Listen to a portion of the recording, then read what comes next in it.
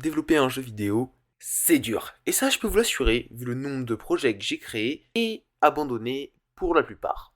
Mais en 2026, je reviens en force pour un nouveau projet, en espérant que celui-ci réussisse et qu'il ne va pas flop comme tous les autres.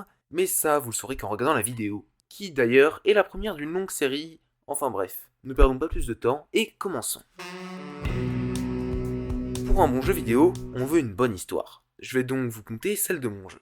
Il était une fois une marmotte, mais pas n'importe quelle marmotte, une marmotte complotiste, qui a entendu sur un site sombre du Darknet que le prochain hiver durerait un an. Sauf que notre marmotte, elle a la flemme, du coup elle va commencer à faire ses provisions pour l'hiver, un jour avant l'hiver, et donc notre but c'est d'aider la marmotte à se préparer à l'hiver. Petit disclaimer, cette histoire a beaucoup de chances de changer au cours des prochains épisodes, mais pour l'instant on n'en a rien à faire. Bon, ce jeu il va pas se faire tout seul, donc comme pour tous mes autres projets, je vais utiliser Unity. Pour ceux qui connaissent pas, c'est un moteur de jeu, mais c'est pas pour autant que je ne vais pas galérer.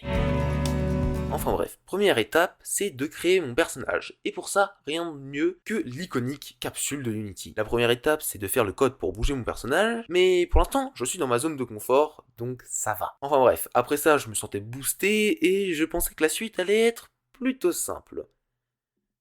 7 heures. C'est le temps que j'ai passé à regarder un tuto parce que je savais absolument pas comment avancer sur la suite du jeu. Et encore, la vidéo faisait 12 heures. Mais bon, on dirait que je me plains, mais je vous mets la vidéo en description car elle est vraiment super intéressante pour apprendre le C#. A l'aide de mes nouvelles connaissances et à l'aide de ChatGPT qui m'a expliqué des concepts que je n'avais pas encore vus, j'ai réussi à coder un inventaire 100% fait main et j'en suis plutôt fier. Petite explication de comment il marche en une minute. Le premier script de mon inventaire est un scriptable object, ou autrement dit, un script qui enregistre les informations. Ici, je les utilise pour donner des caractéristiques à mes items. On peut par exemple y trouver le nom de mon objet. Ensuite, je crée un autre qui va gérer tous les slots, autrement dit, l'inventaire. Mon script de slots permet de savoir quel objet, ici quel scriptable object, on va stocker dans le slot. Quant au script d'inventaire, c'est lui qui décide dans quel slot seront les objets ramassés. On peut le comparer à un bibliothécaire qui choisit où vont chaque livre. Quant au dernier script, il récupère, il ramasse les objets et demande à l'inventaire s'il y a une place pour les ranger. Si oui, il détruit l'objet car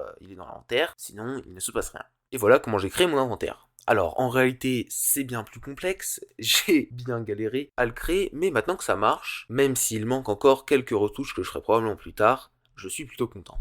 La prochaine étape, c'est de pouvoir mettre ces ressources dans un terrier, afin de les réutiliser lors de la phase de survie. Ce que je vous ai pas encore dit, c'est que après la phase où on récolte nos ressources pour l'hiver, on va devoir survivre, un peu à la 60 secondes si vous connaissez. Je crée donc un nouveau cube qui fera office de lieu de dépôt, et lui crée un script comprenant une variable de type dictionnaire. Ce type est dans la famille des collections, tout comme les listes qui permettent de stocker une liste d'informations, enfin, logique, ou encore les arrêts ou tableaux qui stockent des informations dans un tableau de valeurs. Lui, le dictionnaire, consomme moins de ressources, dans mon cas en tout cas, car il associe un type de valeur, par exemple une pomme, au nombre de ce type de valeur. Donc ici ça va être 5 par exemple, 5 pommes. Ce qui évite les répétitions. Je fais aussi en sorte que l'inventaire se vide quand vous le déposez, et c'est une nouvelle étape de terminer. J'ai ensuite ajouté, parce que j'avais envie en fin de compte, un système de poids. Il marche en comptant le nombre d'items que l'on a dans notre inventaire, et en fonction, il diminue notre vitesse et notre hauteur de saut d'un certain pourcentage. Permettra, enfin je l'espère, d'ajouter un petit peu plus de difficulté et d'obliger le joueur à faire des choix différents en fonction de son poids. Afin d'avoir un semblant de prototype, j'ai aussi ajouté un timer et un petit menu final qui nous montre le nombre de ressources récoltées. Bon, j'ai plein d'idées pour la suite de ce jeu, et si vous ne voulez pas les louper, abonnez-vous. J'espère pouvoir faire une vidéo avec plus de contenu